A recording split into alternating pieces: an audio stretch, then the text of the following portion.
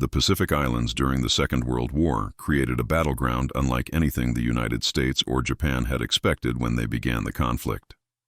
Dense jungle, swamps that swallowed boots, steep volcanic ridges, and unrelenting humidity combined to transform even short patrols into ordeals. Fights that European tacticians imagined at hundreds of yards collapsed into sudden, violent clashes at a few dozen feet.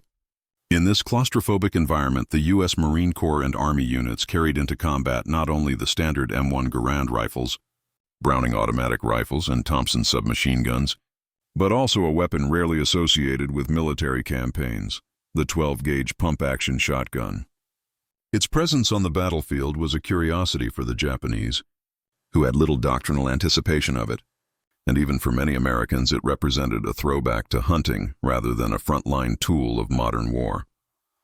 Yet thousands of them were produced and issued, creating a complicated legacy that has since been wrapped in myth and selective memory. The logic for sending shotguns to the Pacific seemed obvious at first glance. At extremely short ranges, few weapons could match their sheer stopping power. A single shell of .00 or .000 buckshot contained multiple large pellets, each capable of striking with the energy of a small pistol round. Fired from a Winchester Model 1897 or Model 1912, those pellets spread into a devastating cluster that required little precise aiming in the dark or in tangled brush. The Model 1897 in particular had a notorious mechanical quirk. It lacked a trigger disconnector, which meant the operator could hold the trigger down and simply pump the action to unleash a rapid sequence of blasts. Marines called this slam firing, and in the terrifying intimacy of a nighttime perimeter fight, it could feel like a personal artillery barrage. For a point man on a jungle trail, the weapon promised the ability to cut down an ambush before the rest of the patrol could even react. For a sentry, it gave confidence that a single pull and cycle could throw a curtain of lead across a gap in the wire. Japanese doctrine had little to say about such a weapon. Their manuals prepared soldiers for rifles, machine guns, mortars, and even the relatively rare submachine gun, but they had never conceived of the shotgun as a battlefield instrument. To them it was a civilian hunting arm, unsuited to professional war. Consequently, when Japanese soldiers first encountered Marines carrying short-barreled trench guns with bayonets fixed, it was less a shock than an oddity. Post-war interrogations and captured documents reveal virtually no references to shotguns as a distinct tactical threat. Unlike American artillery, tanks, or flamethrowers, which forced the Japanese to evolve countermeasures, the shotgun slipped past their strategic attention. That silence has fascinated later historians. It suggests either that the Japanese never considered them significant, or that they simply did not face them in numbers sufficient to matter. Reality on the ground complicated the weapon's promise. The Pacific climate proved merciless to early ammunition. Standard 12-gauge shells at the time were made with paper hulls. In the dry air of the continental United States, these performed adequately. But in the steaming jungles of Guadalcanal or New Guinea, paper absorbed moisture and swelled. A cartridge that had slipped easily into a chamber at the armory could become stuck and unusable after a few days in the field. Veterans remembered trying to pound swollen shells into their guns with the heel of a hand or a rock, a useless gesture in the middle of a firefight. The problem was so persistent that many frontline units began to relegate shotguns to guard duty rather than offensive patrols. Only in March 1945 did the U.S. formally adopt all brass-cased shells that resisted moisture, by which time the largest campaigns were already drawing toward their bloody conclusions. Even when ammunition functioned, logistics limited the shotgun's reach. A single 12-gauge shell was bulky and heavy compared to a 30 or 6 rifle round. A bandolier that could carry dozens of rifle cartridges might hold only a fraction of that number in shotgun shells. In amphibious operations where every cubic inch of space on a landing craft was contested, commanders prioritized rifles, machine guns, mortars, and grenades. That meant shotgun ammunition was often issued in small quantities, just enough for special roles, but not enough to sustain continuous combat usage. For all the American industrial capacity that produced thousands of trench guns, they could not be fed in numbers large enough to change the balance of a campaign. Nevertheless, Marines did find roles where the shotgun's characteristics were well suited. One common assignment was as the weapon of the patrol point man. Moving through jungle where ambushes could erupt at 10 yards, The wide pattern of buckshot gave the lead man a fighting chance to break the first burst of enemy fire and allow his comrades to maneuver. Another was night perimeter defense. When visibility collapsed to shadows and movement, a shotgun blast could cover an arc of approach without demanding precise marksmanship. Units guarding prisoners or performing military police functions also valued shotguns for their psychological effect. The menacing look and thunderous sound were effective at controlling crowds or deterring escape. On ships and in rear areas, the same qualities made them practical for close-quarter security. The Guadalcanal campaign in 1942 provides a snapshot of this mixed record. Marines brought shotguns ashore, and some patrols used them effectively in ambushes and close fights. Sentries described the confidence they felt with a pump gun in the dark, knowing one shot could sweep a gap. But official reports from the campaign largely emphasized the decisive role of rifles, automatic weapons, artillery, and air support. Shotguns appear mostly in anecdotes rather than statistics. Many were soon reassigned to airfield defense or military police details. By the end of the campaign, commanders recognized that while useful in specific niches, the shotgun was not a battle-winning instrument on the scale of other weapon systems. This tension between myth and reality grew stronger as the war continued. In later battles like New Guinea, Peleliu, and the Philippines, conditions often made the shotgun more liability than asset. Constant rain swelled paper shells. Mountainous terrain demanded lighter loads than bulky 12-gauge belts. Veterans often preferred the Thompson submachine gun or the M1 carbine for close work, weapons that shared some of the shotgun's advantages but were easier to supply and more reliable in the wet. And yet stories persisted of shotguns clearing bunkers or halting charges, individual moments where their brutal efficiency was undeniable. These incidents, magnified in memoirs and popular culture, would later feed into an enduring image of the trench gun as a symbol of American ferocity in the jungle. Part of that image came from the visceral experience of the weapon itself. Firing a slam-fired 1897 at night, muzzle blasting flame and the action clanging, created an impression unlike any other small arm. For the Marine holding it, and for comrades nearby, it felt like raw dominance of the immediate space. For any enemy caught within range, the effect was catastrophic. Even if such encounters were not statistically common, their intensity burned them into memory. In the retelling of war, the memorable often outweighs the typical, and so the shotgun's reputation grew larger than its documented role. As historians sift through wartime records, a clearer picture emerges. Shotguns were indeed present across the Pacific, but their deployment was fragmented, their ammunition problematic, and their overall impact constrained. They were valued by those who carried them, feared in the moments of their use, but rarely decisive in the outcome of campaigns. The Japanese, whether through oversight or indifference, never devised specific counters because the volume of encounters never demanded it. The Americans, despite industrial output, could not overcome environmental and logistical hurdles quickly enough to make them central weapons.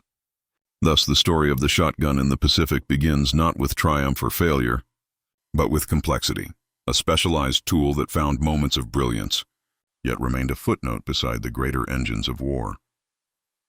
The Pacific War was not only a clash of fleets, aircraft, and sprawling armies, but also a war of terrain, vegetation, and intimate brutality.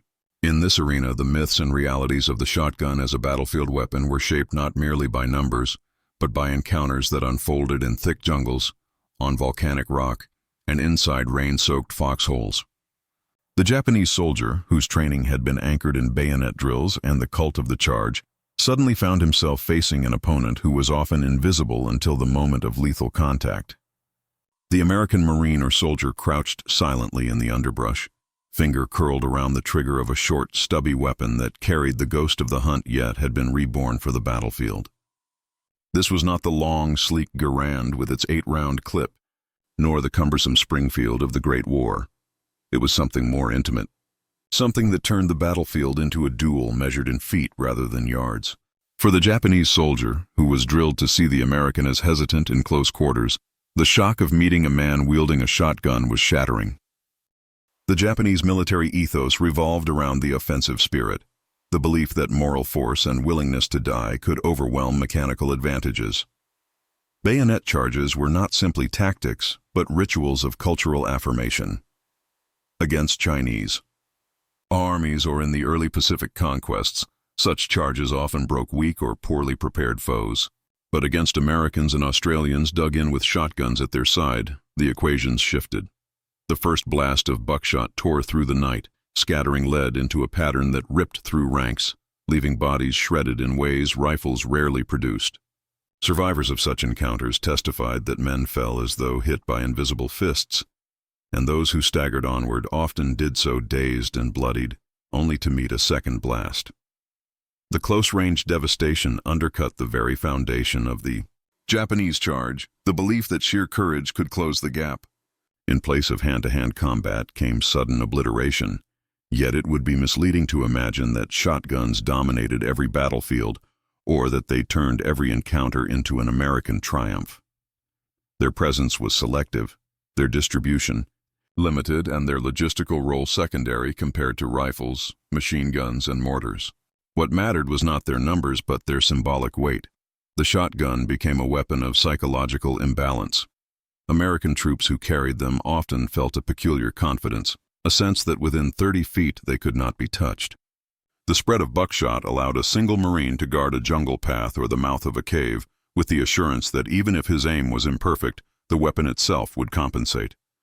This perception made him stand taller, steadier, more willing to wait rather than to panic under sudden assault. Conversely, Japanese soldiers came to view the weapon with dread, not because it appeared in overwhelming quantities, but because its effect was grotesquely memorable.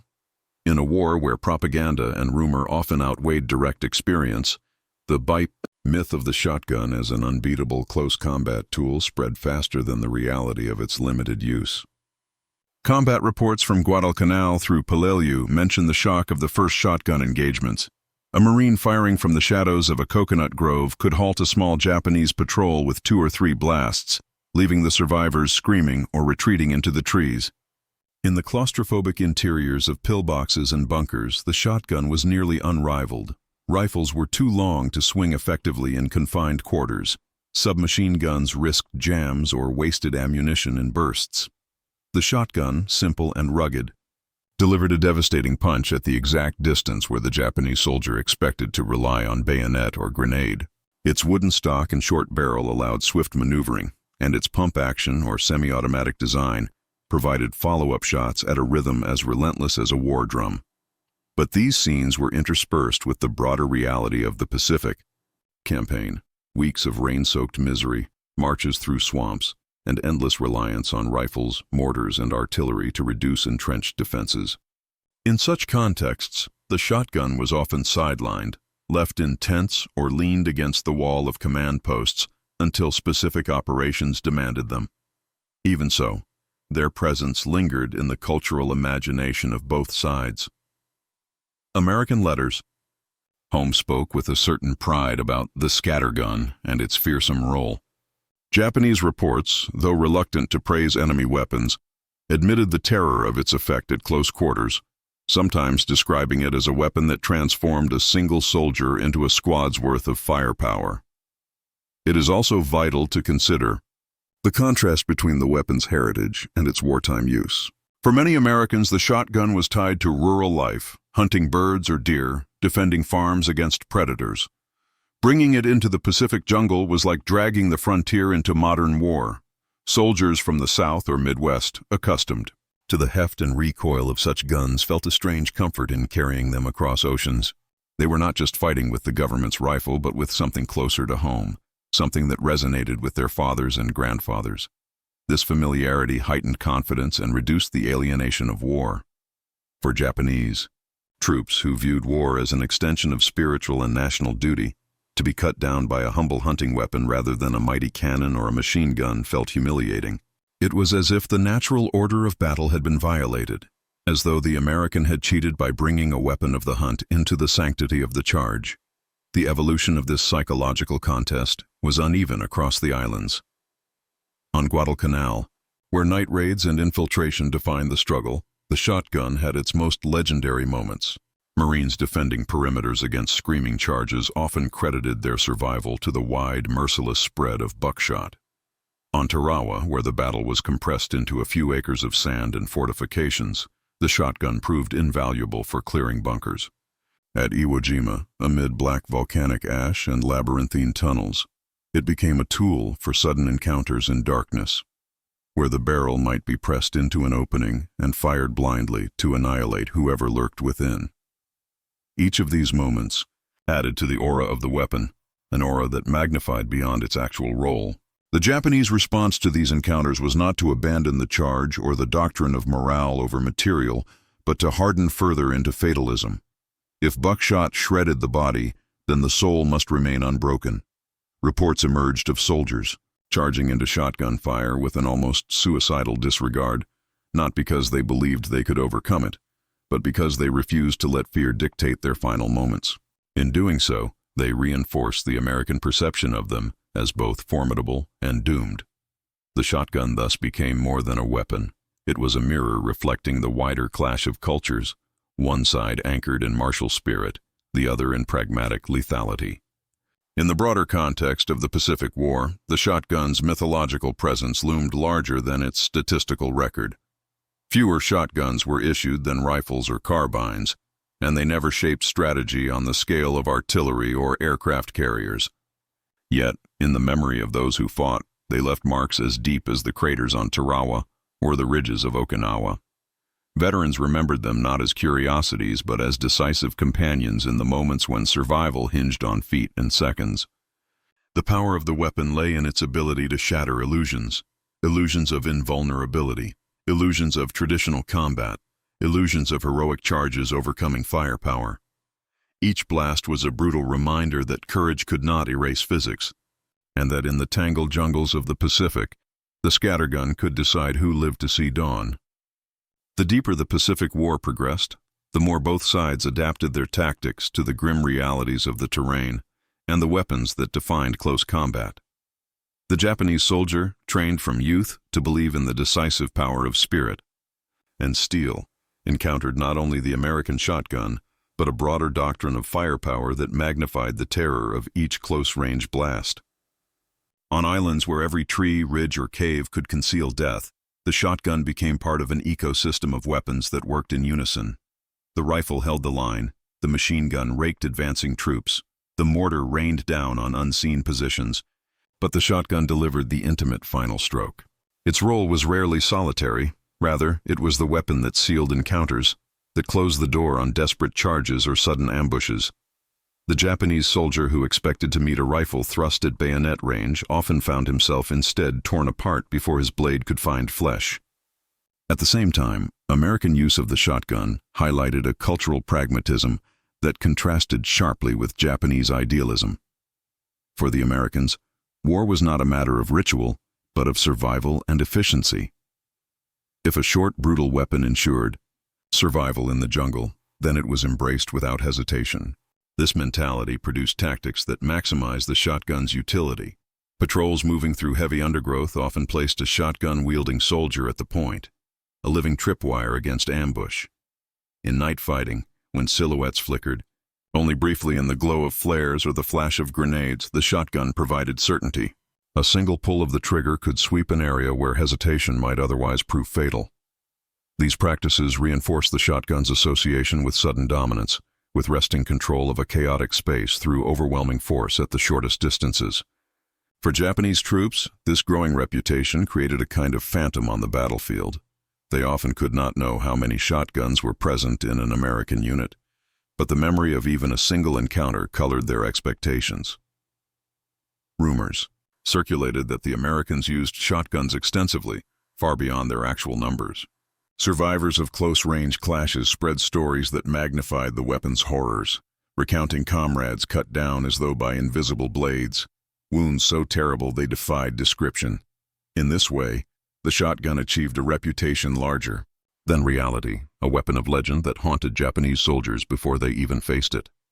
This fear was compounded by the cultural dissonance, a weapon of the hunt, associated with animals, now employed against human beings in war. To fall before it seemed not only a defeat, but a degradation, a stripping away of honor at the very moment of death.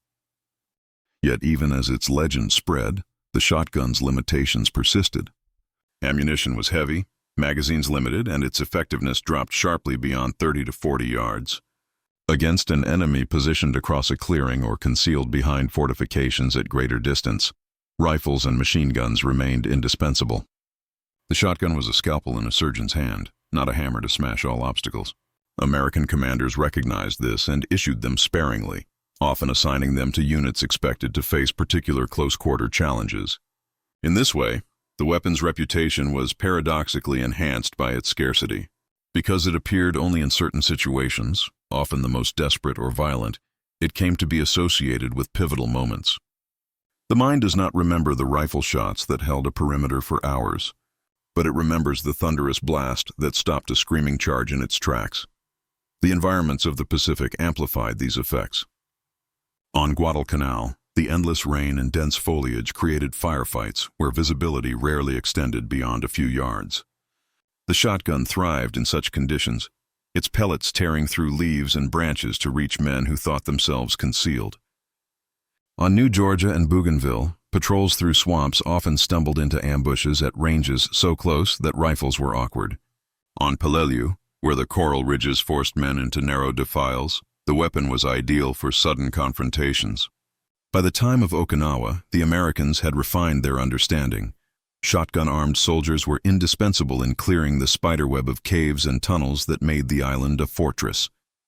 Each blast fired into a dark opening was both a practical tactic and a psychological statement. Nothing inside could survive. The Japanese response to these challenges was not innovation in kind, but intensification of existing methods. Bayonet training grew more ferocious, and night attacks more frequent. If the shotgun negated the charge in daylight, then perhaps darkness would allow a breakthrough. But here too the weapon proved itself. In night raids, the sudden, blinding muzzle flash of a shotgun followed by the horrific spread of buckshot shattered formations. Soldiers expecting to fall upon sleeping Americans instead found themselves stumbling into a wall of fire. The more they attempted to adapt by relying on surprise, the more the shotgun demonstrated its worth as the antidote to shock. It became the sentinel of American positions, a guardian that turned Japanese bravery into slaughter. Still, the war was not simply a duel between weapon and doctrine. Larger forces dictated the outcome. Naval superiority, industrial capacity, and air power all tilted the scales irreversibly in America's favor. Yet in the personal memories of those who fought, the shotgun carried weight disproportionate to strategy. Veterans later described it with a mixture of awe and grim satisfaction, recalling moments when its presence meant the difference between life and death. For Japanese survivors, those who lived to write or speak of the war, it became a symbol of American ruthlessness, a weapon that seemed to deny the very possibility of heroic sacrifice. It was not that it killed more efficiently in numbers, but that it killed with finality at the precise moment when honor demanded a chance for the blade. The cultural clash revealed by the shotgun extended beyond the battlefield. In American propaganda, the weapon was rarely highlighted. The rifle and machine gun represented the soldier's image. The shotgun was too brutal, too tied to hunting, too lacking in the elegance of military arms. But in the whispered lore of units, it became a talisman, the weapon one wanted beside him in the worst moments. For the Japanese, who prized the image of the bayonet and the charge, to acknowledge the shotgun was to admit the collapse of cherished ideals. Thus it lingered on the edge of official narratives, neither celebrated nor ignored, but present like a shadow over the recollections of those who faced it. By mid-1944, as the tide of war turned irrevocably against Japan, the shotgun's reputation had crystallized. It was not the weapon that won the Pacific, but it was the weapon that stripped the charge of its sanctity, that exposed the futility of courage unaccompanied by equal firepower. Each island that fell reinforced the lesson. Bravery alone could not overcome steel and lead. And in the narrowest, bloodiest corners of battle, nothing delivered that lesson more savagely than the thunder of a shotgun. For the Americans, it was a reminder that practicality trumped ritual, that war was about results, not appearances. For the Japanese, it was an omen that the war they fought was slipping beyond the realm of spirit and into the domain of unanswerable force. The war would rage on, growing bloodier with each island seized, but the shotgun had already carved its legend. It was a weapon whose myth, magnified by fear and rumor, traveled faster than its pellets, a myth that both sides carried into the final battles of the Pacific. In the jungles, on the beaches, and in the tunnels, it became a symbol not of technological advancement, but of raw, elemental violence, the kind of violence that leaves no room for illusions. And in that, it marked a turning point in the confrontation between two worlds, one that believed in the supremacy of spirit, and one that believed in the supremacy of firepower. By the time American forces pressed deeper into the Central Pacific, the shotgun had already gained its aura as a tool of finality and close-range fighting. Each new campaign reinforced its reputation. On the beaches of Tarawa, as Marines clawed their way through seawalls and into Japanese positions, the shotgun showed both its strengths and its limitations. The chaotic landings under machine gun fire and heavy artillery demanded rifles, grenades, and flamethrowers more than scatterguns. Yet once the beachhead was secured and the battle devolved into clearing bunkers and sandbagged positions, the shotgun again found its voice. In narrow spaces where a soldier had only a heartbeat to react, the weapon delivered immediate dominance. One pull of the trigger sent multiple projectiles scything into the dark, a deadly burst that required no perfect aim. In such moments, the difference between survival and death was often measured not in precision but in volume of destruction. This pattern repeated itself across the island chain. On Saipan, patrols moving through sugarcane fields carried shotguns at the front and rear of their columns, weapons ready to answer ambushes that could erupt without warning. In the suffocating heat, when soldiers were half-dazed from exhaustion, the psychological assurance of having a shotgun in hand kept men steady. The sound of its blast was not only lethal to the enemy but comforting to comrades, a thunderclap that told them they were not alone in the green gloom. Even men armed with rifles admitted that when a charge came, they looked to the Marine with the shotgun to break it first. The psychological presence of the weapon often outweighed its actual use. Its scarcity lent it mystique. Few carried it, but all trusted it. On Guam, the same stories surfaced. Shotguns were issued to units expected to clear villages and jungle huts where Japanese defenders hid. In these close-quarters battles, the scattergun was ideal, stripping away concealment and annihilating opponents before they could throw grenades or thrust bayonets. Its very brutality became part of the American tactical approach. When facing an enemy who embraced death, one had to reply with weapons that left no room for counterattack. In the hands of confident Marines, the shotgun symbolized that response. It was direct, overwhelming, and final. Where the Japanese sought transcendence in sacrifice, the Americans sought survival through firepower, and the shotgun was their rawest expression of that creed. Yet alongside these battlefield accounts ran a quieter story. The strain of carrying such a weapon in conditions it was not always suited for. The shotgun's limited range meant that in open ground or prolonged firefights, its carrier could feel underpowered. Ammunition was heavier and bulkier, reducing the number of rounds a soldier could carry compared to rifle cartridges. Mud and rain sometimes clogged barrels or swelled wooden stocks, though most soldiers testified that the shotgun, rugged and simple, withstood abuse better than many expected. Still, it was not a universal solution. Its role was narrow, defined, and occasional. But when its moment came, no other weapon could equal it. This duality, occasional use but overwhelming effect, ensured its legend grew larger than life.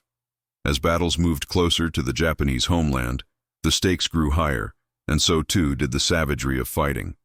On Peleliu, the coral ridges forced combat into narrow gullies and caves. Shotguns became indispensable tools for these encounters. Marines would fire blindly into openings, knowing that within the darkness Japanese soldiers waited with grenades or satchel charges. The blast of buckshot not only killed but suppressed, discouraging any attempt at sudden rushes. In many cases, soldiers fired into caves not to kill immediately, but to stun and disorient, then follow with grenades or flamethrowers.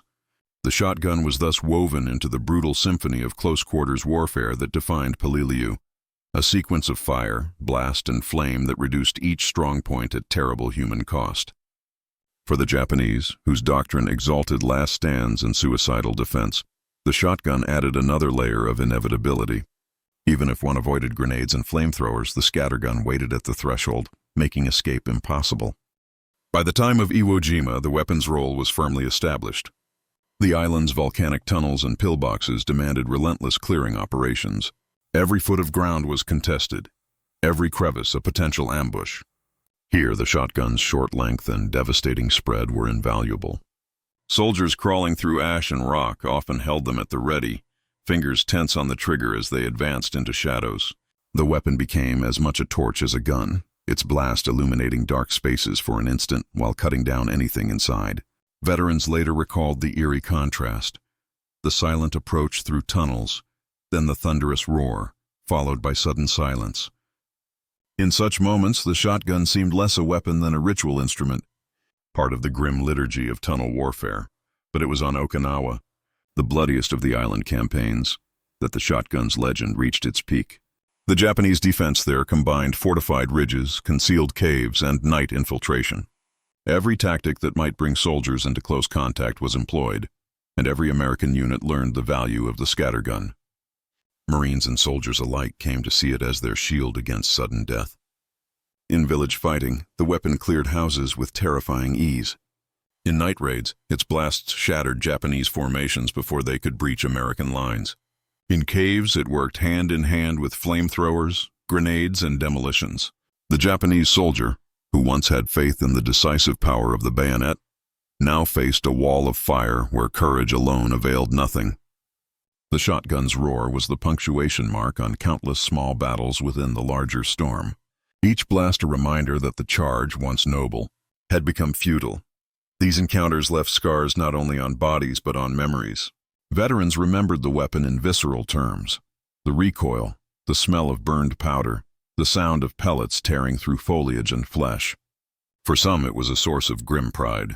For others, it was a haunting memory, a symbol of how war reduced human beings to targets at arm's length. Japanese survivors, too, carried their memories, often describing the shotgun as one of the most terrifying weapons they faced, not because it killed more efficiently, but because it stripped away the chance to fight back. In their accounts, to die by rifle or artillery was expected, but to be obliterated by a weapon of the hunt felt almost degrading. This cultural dissonance magnified the fear surrounding it, as the Americans prepared for the anticipated invasion of Japan itself. Plans included extensive use of shotguns for urban and cave fighting. Thousands were stockpiled, ready to be issued. Though the atomic bombs and Japan's surrender ultimately prevented such an invasion, the very expectation underscores the shotgun's place in the American arsenal. It was no longer seen as an auxiliary tool but as a necessary companion for the grim work of clearing fortified spaces and facing fanatical resistance. Had the invasion occurred, the shotgun's role might have grown even larger, cementing its place not only as a weapon of myth but of strategy. By the war's end, the shotgun's reputation had outstripped its statistics. It had not won battles by itself, nor had it been present in every engagement. But in the moments where men fought face to face, where courage and fear collided at a few feet of distance, it was often the weapon that decided survival. Its legend endured because those moments etched themselves into the memories of survivors. In letters, memoirs, and post-war stories, the shotgun appeared again and again, described not as a common tool, but as a decisive one. For Americans, it was proof of pragmatism and ingenuity. For Japanese, it was a reminder of futility and humiliation.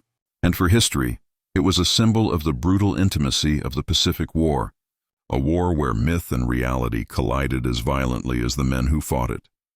As the Pacific War drew toward its conclusion, the reputation of the shotgun was firmly embedded in the psychology of both sides. For the Americans, it was a weapon of reassurance, the faithful companion for the most dangerous moments. For the Japanese, it remained a source of dread, an ugly reminder that bravery and sacrifice could be shredded before they even reached their target. Yet beyond the battlefield, the shotgun carried a symbolic weight that revealed deeper truths about the nature of the conflict. The Pacific was not merely a contest of armies.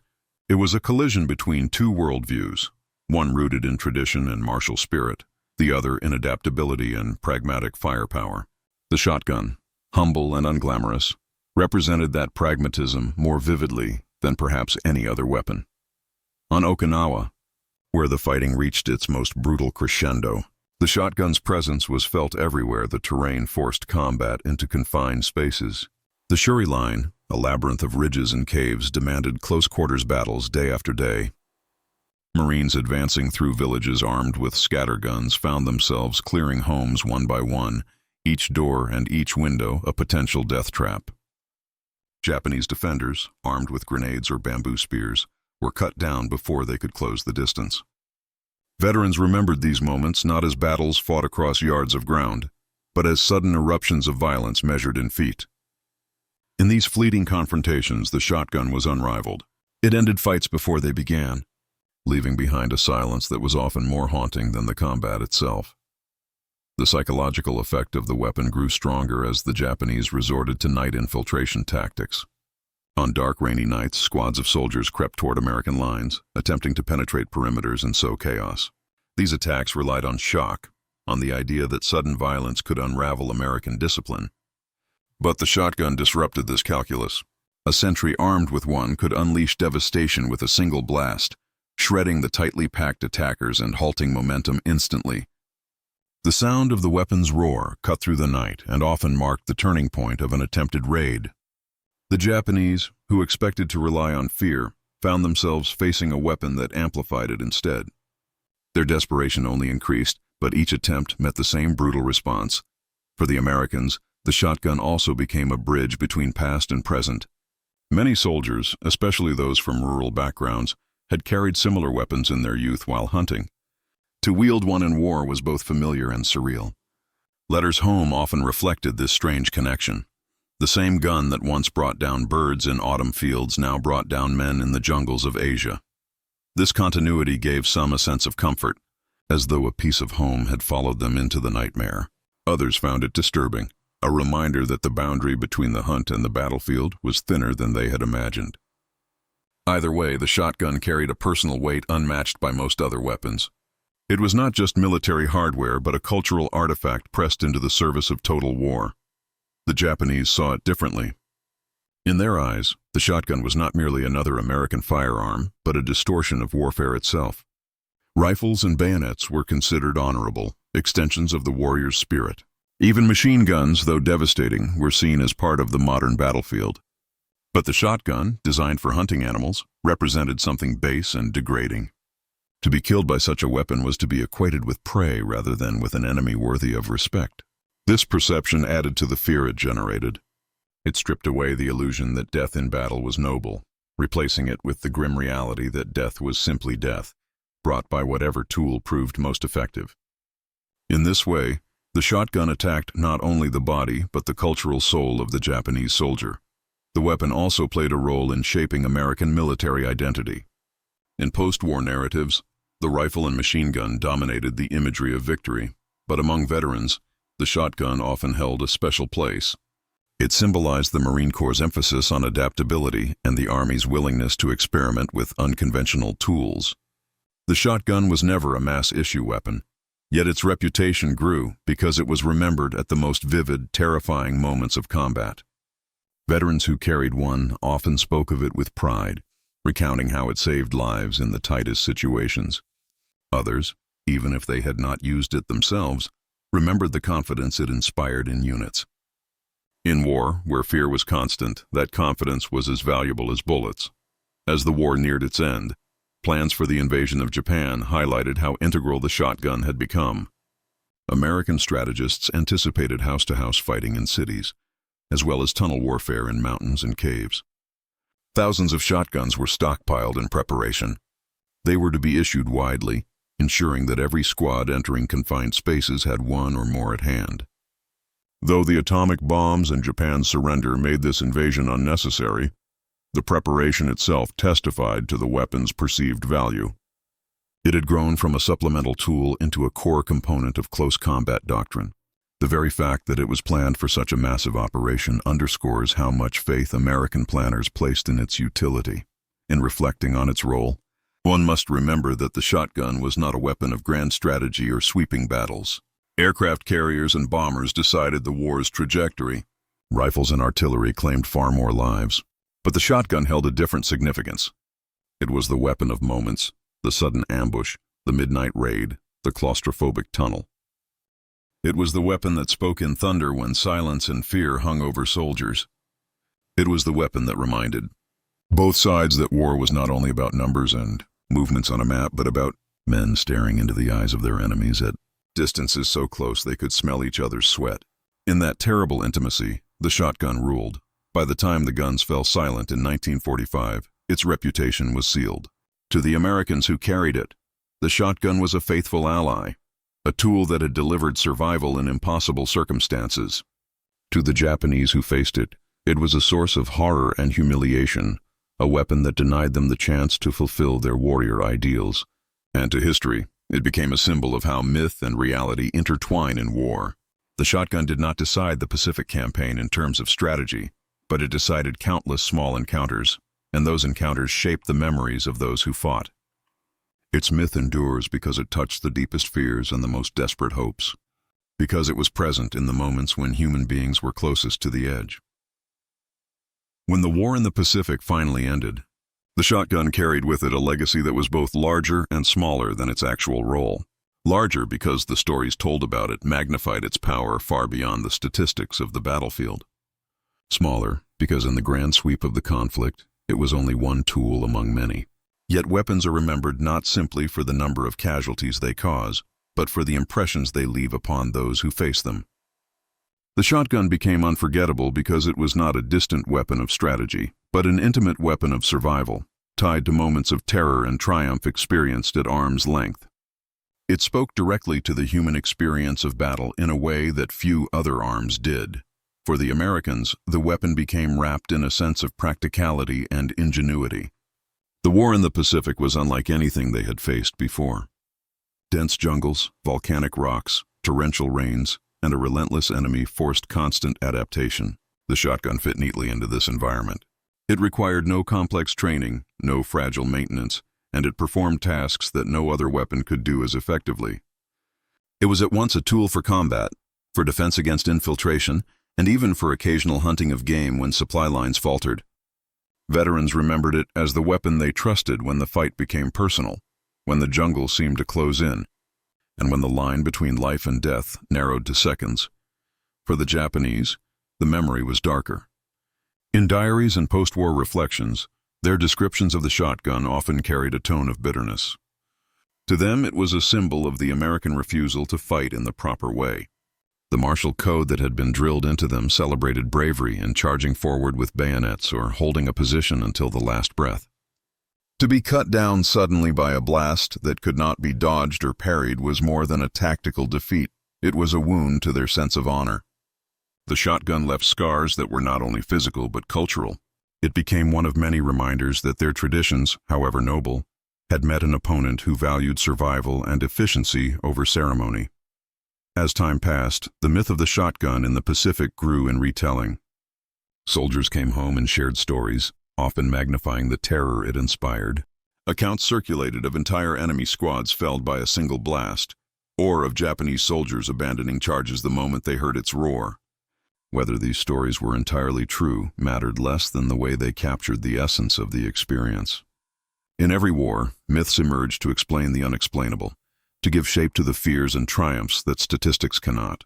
The shotgun became one of those myths. To those who carried it, it was the weapon that never failed in the clutch. To those who faced it, it was the weapon that turned courage into futility. After the war, the American military reflected on the role of the shotgun. It was not adopted as a standard issue across the armed forces, yet it remained in the arsenal, its usefulness undeniable in certain situations. Korea and Vietnam would see its return, once again proving that in environments where enemies were close and terrain was unforgiving, the shotgun had no rival. But its reputation from the Pacific never faded. That theater had forged its legend, and every later conflict carried echoes of those island battles where the shotgun spoke loudest. The weapon's symbolic role also extended beyond the military. In American culture, the shotgun was already familiar as a tool of the farmer and the hunter. Its presence in war blurred the lines between civilian life and combat. Soldiers who had once used it in fields and forests back home now associated it with caves and jungles half a world away. This overlap reinforced the image of the citizen soldier, the ordinary man who brought a piece of his everyday life into the most extraordinary of circumstances. In stories and films after the war, the shotgun often appeared not as a symbol of advanced military power, but as a reminder of simplicity and reliability. It embodied the idea that in the chaos of modern war, sometimes the oldest and most basic tools were still the best. Yet, as much as it was remembered fondly by those who wielded it, the shotgun also represented the brutal intimacy of war. A rifle or machine gun might kill at a distance, but the shotgun killed close, often within yards. Its victims were not faceless shadows on a horizon, but men whose features could be seen, whose shouts could be heard, whose last movements were witnessed directly. This intimacy etched memories into the minds of those who used it. Many veterans carried those images for the rest of their lives, struggling with the nearness of the deaths they had caused. In this way, the shotgun became not only a weapon of war, but a reminder of the moral weight that comes with fighting so close to the enemy. In Japan, the memory of the weapon remained tied to the bitterness of defeat. Post-war accounts sometimes exaggerated its cruelty, portraying it as an unfair tool used by an already overwhelming enemy. Such narratives served both to explain their own losses and to highlight the cultural gap between the two sides. To the Japanese, the shotgun was not just another firearm. It was a symbol of the uncompromising nature of modern war, where old codes of conduct crumbled under the weight of efficiency. To face such a weapon was to face the collapse of an entire worldview, and in that sense, the shotgun left a psychological scar long after the war ended. Ultimately, the story of the shotgun in the Pacific is not about statistics or strategies. It is about the human dimension of combat, about how a simple weapon could influence emotions, perceptions, and memories on both sides. It is about the way myths are born in war, myths that carry forward into history and shape the way future generations understand the past. The shotgun did not win the Pacific War by itself. Aircraft carriers, submarines, bombers, and endless supplies of rifles and artillery did that. But the shotgun's legacy persists because it captured something fundamental about the nature of that conflict. Its closeness, its desperation, its reliance on the simplest means of survival. When historians look back, they may count the shotgun as a minor player in the grand story of the Second World War. But for those who were there, it was anything but minor. For the Marine in a dark tunnel, it was the difference between life and death. For the Japanese soldier charging across a clearing, it was the sudden thunder that ended hope in an instant. For the cultures that collided on those islands, it was a symbol of their different approaches to war, one clinging to honor, the other to survival. And for the generations that followed, it became part of the legend of the Pacific, a reminder that sometimes the most ordinary tools can leave the deepest marks on history.